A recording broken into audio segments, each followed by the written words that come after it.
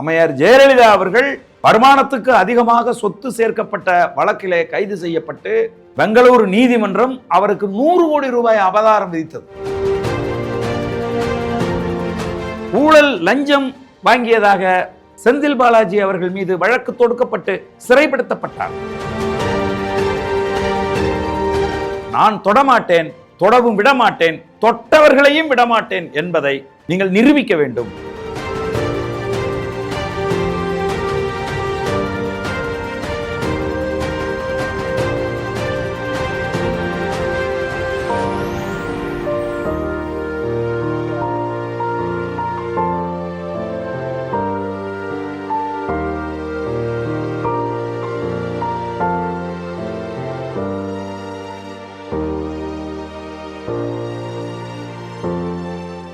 உலகம் முழுவதும் பரவி வாழ்கிற தாய் தமிழ் உறவுகள் அனைவருக்கும் வணக்கம். இன்னைக்கு நம்முடைய சோழன் சொல்வீச்சு வலையொலியில் மக்களால் தேர்ந்தெடுக்கப்பட்ட பிரதிநிதிகள் மக்கள் சொத்தை கொள்ளையடிக்கிற போது அவர்களை சட்டப்படி தண்டிக்க முடியுமா? அவர்கள் வரம்புக்கு அதிகமாக சேர்த்திருக்கக்கூடிய சொத்துக்களை பறிமுதல் செய்ய முடியுமா என்பது குறித்து பேச இருக்கிறோம். சமீபத்தில் சட்டமன்றத்தில் பேசிய தமிழகத்தினுடைய முதலமைச்சர் மாண்புமிகு ஜோசப் விஜய் அவர்கள், நாங்கள் ஊழல் செய்ய மாட்டோம், நாங்கள் எதையும் தொடமாட்டோம், தொடவும் விடமாட்டோம். அதோட அவர் நிறுத்திக்கல. அதுக்கப்புறம் இன்னும் ஒன்று சொன்னார், அதுதான் ரொம்ப முக்கியமானது. அது என்னன்னா, தொட்டவர்களையும் விடமாட்டோம் அப்படின்னு சொன்னார். நாங்கள் தொடமாட்டோம், நாங்கள் ஊழல் செய்ய மாட்டோம், நாங்கள் லஞ்சம் வாங்க மாட்டோம் அப்படின்னு சொல்றதுல ஒரு நியாயம் இருக்கு. நான் தொடமாட்டேன், நான் லஞ்சம் வாங்க மாட்டேன், நான் ஊழல் செய்ய மாட்டேன் அப்படின்னு சொல்றதுல ஒரு நியாயம் இருக்கு. எனது கட்சிக்காரர்கள், குறிப்பாக சட்டமன்ற உறுப்பினர்கள், அமைச்சர்கள் எந்த ஒரு ஊழல் செய்வதையும் நான் அனுமதிக்க மாட்டேன், லஞ்சம் வாங்குவதை ஏற்க மாட்டேன் அப்படின்னு சொல்றதுலையும் ஒரு நியாயம் இருக்கு. ஆனால் தொட்டவர்களையும் விடமாட்டேன் அப்படின்னு சொல்லும்போது, இதுக்கு முன்னாடி இருந்தவர்கள், லஞ்சம் வாங்கியவர்கள், வருமானத்துக்கு அதிகமாக சொத்து சேர்த்தவர்கள், மக்களை ஏமாற்றி ஊழல் செய்தவர்கள், அவர்களையும் நான் விடமாட்டேன் அப்படின்னு அவர் சொன்னபோது, சட்டப்படி அப்படி அவர்கள் மீது நடவடிக்கை எடுக்க முடியுமா அப்படிங்கிறத நம்ம ஆய்வு செய்து பார்த்தோம். உண்மையாக மக்கள் பிரதிநிதிகளாக மக்களால் தேர்ந்தெடுக்கப்பட்டு வருகிறவர்கள் தேர்தலில் நிற்கும் போது ஒரு அபிடவிட் தாக்கல் பண்ணுவாங்க. தங்கள் பேரில் எவ்வளவு சொத்து இருக்கு, அதுல எவ்வளவு அசையும் சொத்து, எவ்வளவு அசையாத சொத்து, எவ்வளவு தங்க நகைகள் இருக்கு, எத்தனை வாகனங்கள் இருக்கு, தன் மனைவி பேர்ல எவ்வளவு சொத்து இருக்கு, எத்தனை அக்கவுண்ட் இருக்கு, அந்த வங்கி கணக்குல எல்லாம் எவ்வளவு பணம் இருக்கு, இவ்வளவு விவரங்களை தேர்தலில் நிற்கிற ஒருத்தர் தேர்தல் ஆணையத்துக்கு கொடுக்க வேண்டும். சரி, இப்போ ஒருத்தர் தேர்தலில் நிற்கிறாரு, அவர் இந்த விவரங்களை எல்லாம் சொல்லிட்டார். என் பேரில் இவ்வளவு சொத்து இருக்கு, இதில் அசையும் சொத்து இவ்வளவு, அசையாத சொத்து இவ்வளவு அப்படின்னு சொல்லி இந்த சொத்து கணக்கையெல்லாம் அவர் கொடுத்துட்டார். ரைட், அவர் மக்களால் தேர்ந்தெடுக்கப்பட்டு விட்டார், அவர் எம்எல்ஏ ஆயிட்டார். எம்எல்ஏ ஆகி சட்டசபைக்கு போறார். ஒரு எம்எல்ஏ சட்டசபைக்கு போனா அவருக்கு மாச சம்பளம் 1,05,000 ரூபாய். அது போக சட்டமன்ற கூட்டத்தொடர்களில் அவர் கலந்துக்கிட்டா ஒரு நாளைக்கு அவங்களுக்கு அலவன்ஸ் 2,500 ரூபாய். அது போக போக்குவரத்து அலவன்ஸ், இப்படி பல அலவன்ஸ் எல்லாம் அவங்களுக்கு சின்ன சின்னதாக இருக்கு. அது போக எம்எல்ஏ ஹாஸ்டலில் 5 ஆண்டுகளுக்கும் நிரந்தரமாக அவர்கள் தங்கி கொள்வதற்கான ஒரு முதல் வகுப்பு இடம் அவங்களுக்கு கொடுக்கப்படும். அந்த எம்எல்ஏ ஒரு முறை எம்எல்ஏவாக இருந்து 5 ஆண்டுகள் அவர் பயணிச்சிட்டாரு அப்படின்னு சொன்னா, அவர் வாழ்நாள் முழுவதும் அவருக்கு 35,000 ரூபாய் ஓய்வூதியம் கொடுக்கப்படும். அவருக்கு வருஷத்துக்கு 1,00,000 ரூபாய் மருத்துவ செலவுக்கு கொடுக்கப்படும். அவருக்கு பிறகு அவருடைய மனைவி இருந்தாங்க அப்படின்னு சொன்னா, குடும்ப ஓய்வூதியம் அப்படிங்கிற திட்டத்தின் அடிப்படையில் 17,500 ரூபாய் கொடுக்கப்படும். இதுதான் ஒரு எம்எல்ஏவை மட்டும் இருந்தார் அப்படின்னு சொன்னா, மக்களை ஏமாற்றாமல் அவர் எம்எல்ஏவா இருந்தார் அப்படின்னு சொன்னா அவருடைய சம்பளம் இதுதான்.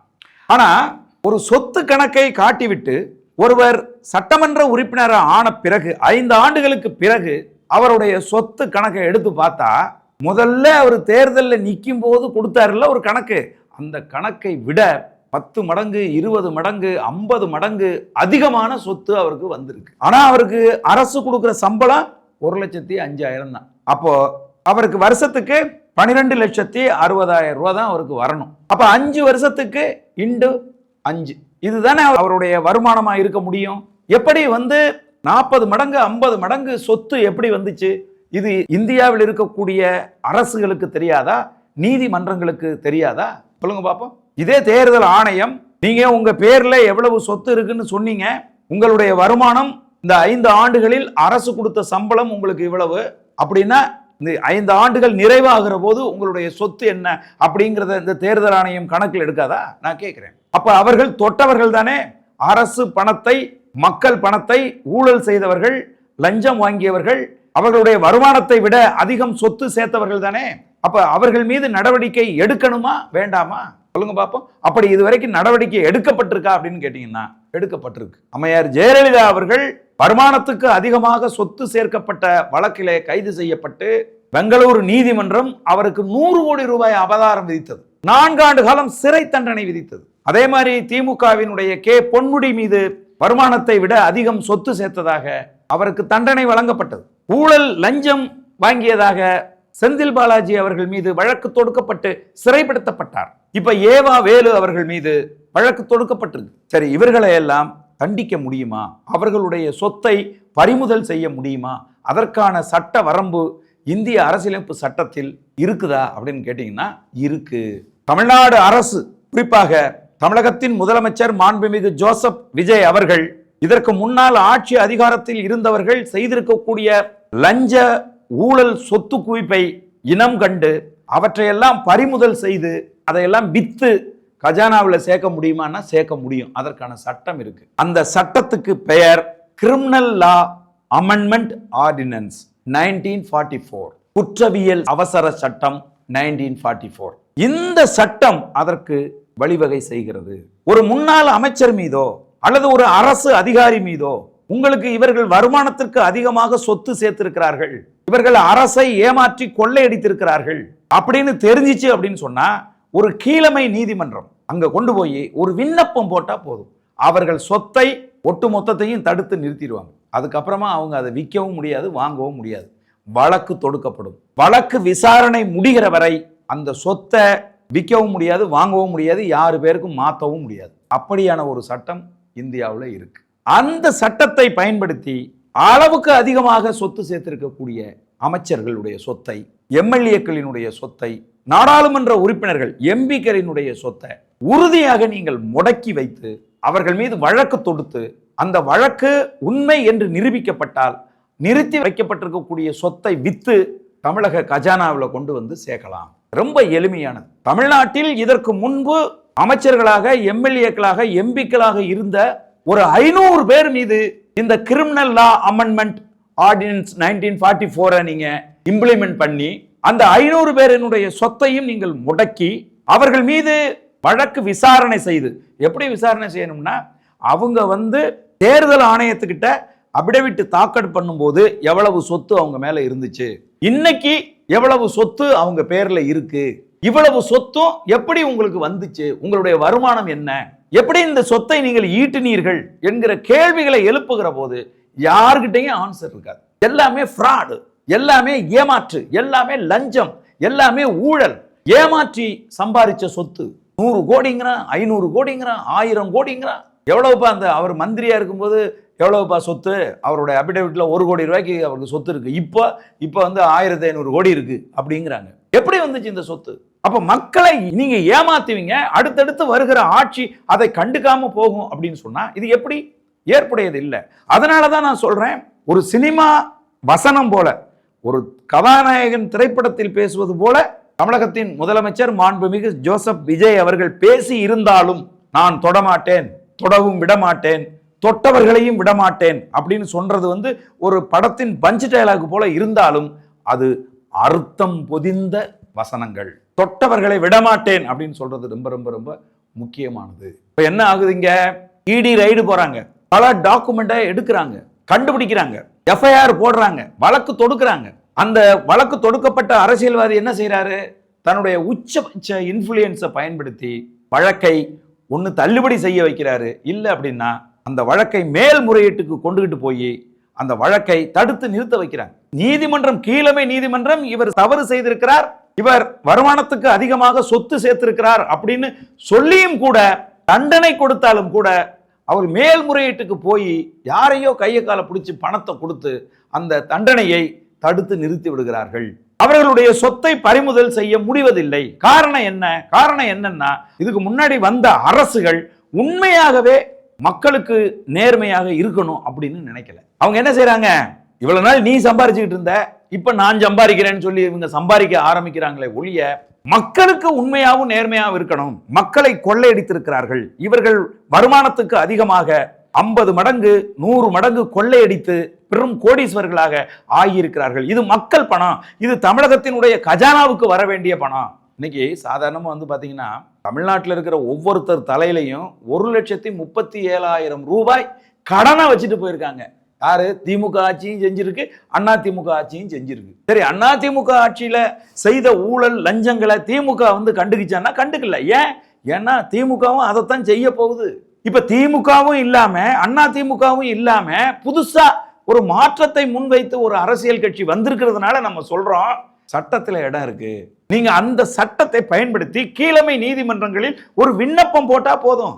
நீங்க யார் மீது குற்றம் சொல்றீங்களா, இப்ப ஏவா வேலு அவர்கள் மீது நீங்கள் குற்றம் சுமத்துறீங்க அப்படின்னு சொன்னா, இந்த கிரிமினல் லா அமெண்ட்மெண்ட் ஆர்டினன்ஸ் 1944 சட்டத்தின் கீழே நீங்க அவருடைய சொத்துக்களை முடக்க வேண்டும். இந்த சட்டமே வந்து சொத்தை முடக்குற சட்டம் தான் அப்படின்னு சொல்லி கொடுத்தீங்கன்னா, அவர் சொத்து பூராத்தையும் முடக்கிடுவாங்க. அவர் என்ன செய்ய முடியாது. என்ன செய்வாங்க அப்படின்னு கேட்டீங்கன்னா, இப்படி வந்து இடி ரைடு வந்துருச்சு, இது தப்பிக்க முடியாத அளவுக்கு நாம் குற்றம் செய்திருக்கிறோம், இதற்கு தண்டனை கிடைத்துவிடும் அப்படின்னு சொல்லும்போது அவங்க என்ன பண்ணுவாங்கன்னா, சொத்தெல்லாம் வேற ஆளுக்கு மாத்திடுவாங்க, அல்லது சொத்துக்களை வித்துருவாங்க, வித்து அதை காசாக்கி பதுக்கிடுவாங்க.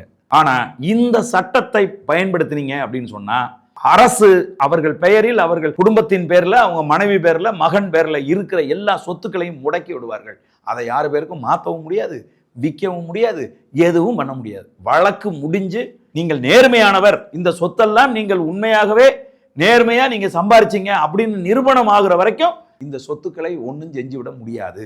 ஒருவேளை நீங்கள் தவறு செய்திருக்கிறீர்கள், நீங்கள் பிழை செய்திருக்கிறீர்கள், நீங்கள் மக்களை ஏமாற்றி இருக்கிறீர்கள், ஊழல் செய்திருக்கிறீர்கள், லஞ்சம் வாங்கியிருக்கிறீர்கள் அப்படின்னு தெரிஞ்சிச்சு, உறுதியாச்சு அப்படின்னு சொன்னா, இந்த சொத்துக்களை ஏலம் விட்டு வித்து அரசு கஜானாவில் சேர்த்து விட முடியும். இதுதான் இந்த சட்டத்தினுடைய சிறப்பு. இப்படியாக இந்திய அரசியல் சாசனத்தில் இருக்கக்கூடிய சட்ட நுணுக்கங்களை பயன்படுத்தி இதற்கு முன்னால் ஆட்சி அதிகாரத்தில் இருந்தவர்கள் யாரு மேல வேணாலும் நீங்க நடவடிக்கை எடுக்கலாம். பிரிவென்ஷன் ஆஃப் கரப்ஷன் ஆக்ட் 1988 அந்த சட்டத்துக்கு கீழே இந்த கிரிமினல் லா அமெண்ட்மெண்ட் ஆர்டினன்ஸ் 1944 அந்த சட்டத்தின் கீழே வருது. நீங்க இது குறித்து இந்த 1944 சட்டத்தின் கீழே இவங்க மேல எல்லாம் நடவடிக்கை எடுங்கன்னு ஒரு பெரிய லிஸ்ட் எடுத்து நீங்க ஒரு கீழமை நீதிமன்றத்துக்கு அரசு விண்ணப்பிச்சிச்சு அப்படின்னு சொன்னா, உடனடியா எந்த விசாரணையும் இல்லாம இம்மிடியேட்டா சட்டம் அவர்கள் பேரில், அவங்க குடும்பத்தின் பேர்ல இருக்கக்கூடிய சொத்துக்களை எல்லாம் முடக்கி விடுவார்கள். இந்த வழக்க director of vigilance and anti corruption, இந்த லஞ்ச ஒழிப்பு தடுப்பு இயக்குனரகம் இருக்குல்ல, அவங்க இந்த வழக்கை வந்து நடத்துவாங்க. இதுல நிறைய பணம் புரளும். இதுல என்ன நமக்கு வந்து வருத்தமா இருக்கும் அப்படின்னா, அரசு இப்படி ஒரு நடவடிக்கை எடுக்கிற போது ரொம்ப கவனமா இருக்கணும். ஏன்னா இந்த அதிகாரிகள் இருக்காங்கல்ல, பியூரோக்ராட்ஸ், இவங்க தான் இந்த அரசியல்வாதிகள் குற்றங்களில் இருந்து தப்பிப்பதற்கு காரணமா இருக்காங்க. இப்ப ஜெயலலிதா அம்மா வழக்குல கூட ஒரு நீதி அரசர் நேர்மையா இருந்ததுனாலதான் அந்த அம்மா வந்து தண்டிக்கப்பட்டாங்க. அந்த நீதி அரசர் பணத்துக்கு அடிமையாகி இருந்தால், அவர் வந்து நேர்மையா இல்லாம இருந்திருந்தால் அந்த வழக்கு புஷ்ன்னு போயிருக்கும், அவங்க தண்டிக்கப்பட்டிருக்க மாட்டாங்க. அப்போ அரசு, இன்றைக்கு இருக்கக்கூடிய இந்த அரசு உண்மையாகவே கஜானாவை நிரப்பணும், கஜானாவில் இருந்த பணத்தை யார் கொள்ளையடித்து சென்றிருக்கிறார்களோ அவர்களிடமிருந்து ஒட்டுமொத்தமா கொண்டு வந்து திரும்ப கஜானாவில் சேர்க்கணும் அப்படின்னு சொன்னா, இந்த கஜானாவை திருடியவர்கள், மக்கள் பணத்தை ஆட்டைய போட்டவர்கள், லஞ்சம் ஊழல் செய்தவர்கள், மக்களை ஏமாற்றியவர்கள், இவங்க எல்லாரையும் லிஸ்ட் போட்டு அவங்க எல்லார் மேலையும் நடவடிக்கை எடுக்கணும். அப்பதான் தொட்டவர்களையும் விடமாட்டேன் அப்படின்னு சொன்னதுக்கு பொருள்படும். அப்படி நீங்க பாத்தீங்க அப்படின்னு சொன்னா, ஐயா மு.க. ஸ்டாலின் அவர்களிலிருந்து அவருடைய அன்பு மகன் உதயநிதி ஸ்டாலின் அவர்களிடமிருந்து ஏவா வேலு, கே.என். நேரு, மகேஷ் பொய்யாமொழி, இப்படி அந்த லிஸ்ட் வந்து பெருசா போகும். இதுக்கு முன்னாடி அதிமுகவில் எடப்பாடி பழனிசாமி அவர்களில் இருந்து தொடங்கி அன்றைக்கு அமைச்சர்களாக இருந்த already R Kamaraj, SP Velumani இவங்க மேல எல்லாம் ஆன்டி கரப்ஷன் ஆக்ட் பாய்ச்சப்பட்டிருக்கு. இந்த prevention of anti corruption act அவங்க மேல எல்லாம் பிரயோகப்படுத்தப்பட்டிருக்கு. அவர்கள் சட்டத்தை ஏமாற்றி தடை வாங்கி அப்படி இப்படின்னு என்னென்னமோ சொல்லிட்டு இருக்காங்க. முறையான நடவடிக்கை எடுத்தால் அரசியல் உண்மையாகவே தூய்மை அடையும். நம்ம கொள்ளையடிச்சோம்னா அரசாங்கம் ஒரு எம்எல்ஏவுக்கு கொடுக்கிற சம்பளத்தை விட, ஒரு அமைச்சருக்கு கொடுக்கிற சம்பளத்தை விட அதிகமா சொத்து நம்ம சேர்த்தோம் அப்படின்னு சொன்னா நம்முடைய பதவிக்காலம் முடிந்த பிறகு அடுத்த அரசு நம் மீது நடவடிக்கை எடுக்கும், நம்மளை சிறைப்படுத்தும், நமக்கு அபதாரம் விதிக்கும், நம்ம சொத்தெல்லாம் பறிமுதல் செய்வாங்க அப்படிங்கிற அச்சத்தை நீங்க ஏற்படுத்தணும். அப்படின்னா இதுவரைக்கும் ஆட்சியாளர்களாக இருந்து மக்களை ஏமாற்றி சொத்து, அதாவது வருமானத்துக்கு அதிகமாக சொத்து சேர்த்திருக்கக்கூடிய அத்தனை பேரையும் நீங்க பட்டியல் எடுத்து அவர்கள் அனைவருடைய சொத்துக்களையும் நீங்கள் பறிமுதல் செய்யணும் அப்படின்னு சொல்லி மதிப்புக்குரிய தமிழகத்தின் முதலமைச்சர் ஜோசப் விஜய் அவர்களை அன்போடு கேட்டுக்கொள்கிறேன். இல்லைன்னா நீங்க சும்மா சட்டசபையில உண்மையாவே நீங்க சினிமா வசனம் பேசுனீங்க அப்படிங்கிற மாதிரி ஆயிடும். நடவடிக்கை எடுக்கணும். எடுக்கலைன்னா வெறும் வசனமா போயிடும். அது கிரிமினல் வேஸ்ட். நீங்க திரையில் பேசுறத நீங்க தேவையில்லாம சட்டசபையை திரையரங்கா மாத்துறீங்க அப்படிங்கிற அந்த குற்றச்சாட்டு உண்மையாகிவிடும். அதனால நான் தொடமாட்டேன், தொடவும் விடமாட்டேன், தொட்டவர்களையும் விடமாட்டேன் என்பதை நீங்கள் நிரூபிக்க வேண்டும். நடவடிக்கை அவங்க பேர்ல எல்லாம் எடுக்கணும் அப்படின்னு அன்போடு வேண்டுகிறேன். நன்றி, வணக்கம்.